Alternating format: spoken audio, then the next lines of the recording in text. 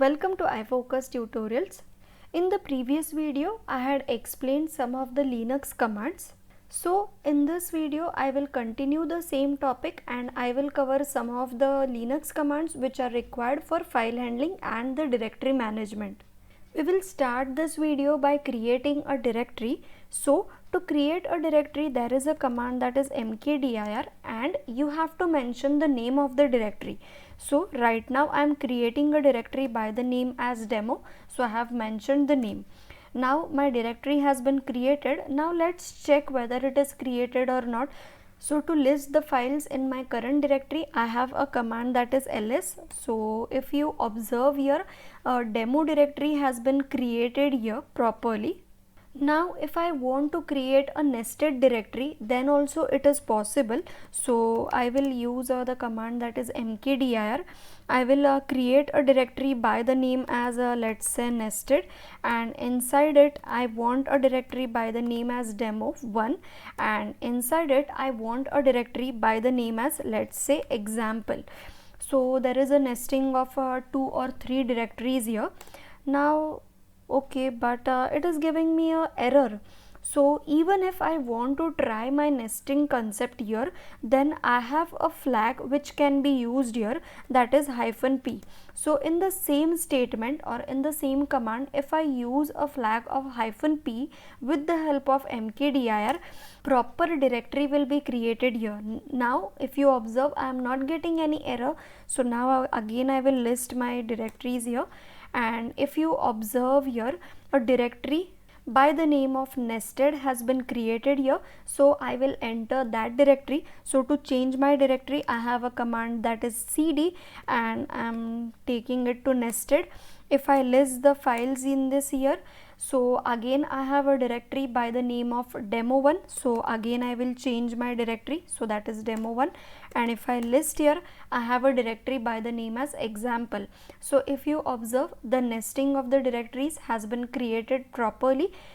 Now I will come one step back by using again the cd command. Again I am using it, and again I am into my Ubuntu directory.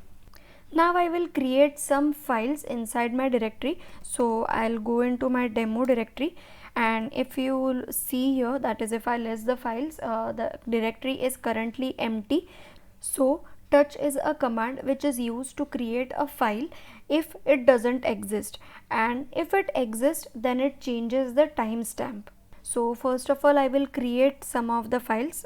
So let's take an example, that is touch, and I will name the file as hello.txt. Oh, sorry, it is txt. So a file has been created. I will create, let's say, another file by the name as file1.txt. So again this file is also created. If I list it here, my 2 files have been created properly. Now what I will do, I will create some more files in my second directory also, which was nested directory, which I created previously. So I'll go one step back and I will change my directory. Here only I will create some more files. So I am using again the touch command, and I will give the name as example1.txt. So if you observe here, my directory as well as my file is present inside my nested directories. So now I will clear the screen. So I am using the command that is clear all. Now I have created a file by the name as example.txt. So I'll list the entire details of that file. So if you observe here, it is shown the details of the file, and right now the file is empty. So it is giving me the size of 0 bytes, but here is the timestamp. Now what I will do, I will create the same file again by using the touch command, and we have to observe the difference in the timestamps. So touch, and let's say example.txt. So again I am not getting any error, so the file has been created, but what will change is the timestamp. So if you observe the details again, the timestamp of my directory is remaining same, whereas the timestamp of my file, that is example.txt, has been changed. Why? Because I have created it again with the same name by using the touch command. Again, if I try to create the same file, let's say example.txt, so again it is created, and again if I list the details, so if you observe the timestamp of again my directory, which is demo1, it is remaining constant for all my commands, whereas the timestamp for example.txt, it is continuously changing. So keep in mind that whenever you are creating any file by using the touch command, and if that file already exists, then it is just going to change the timestamp of that file. Now I will try to write some data into my text file. So I'm going to open my file by using a gedit. So the command is gedit, and I have to mention my file name. So it is right now example.txt. So if you observe here, the file has been opened, but right now it is empty. So I'll write certain data in this file. So I'm just writing some fruit names. Let's say it is apple, banana. So I have written certain 15 names of my fruits here. So I'll save the file and close it for a moment. So right now I have created some data into my file, that is example.txt. Now what I am going to do, by using a command, I am going to print that data. So let's see the command, which is a cat command. So cat command is used to display the data which is present into your file.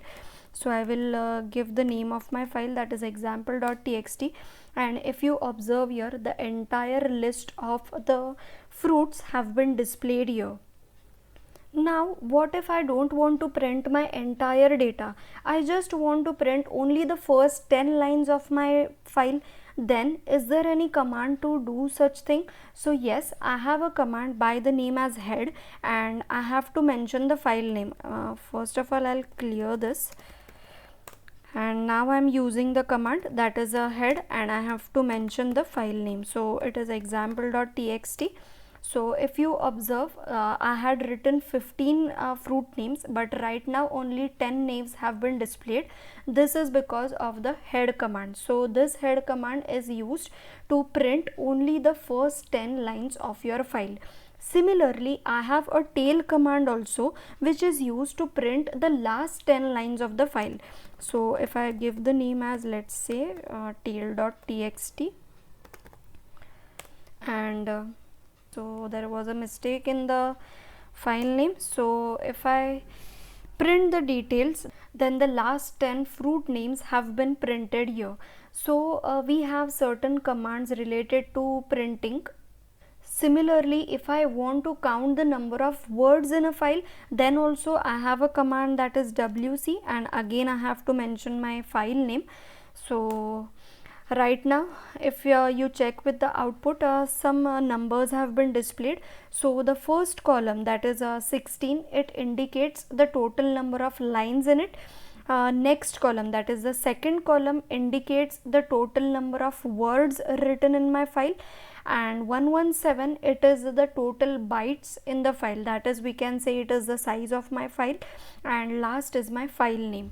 So in a similar way, we can use the wc command to count certain words in the file.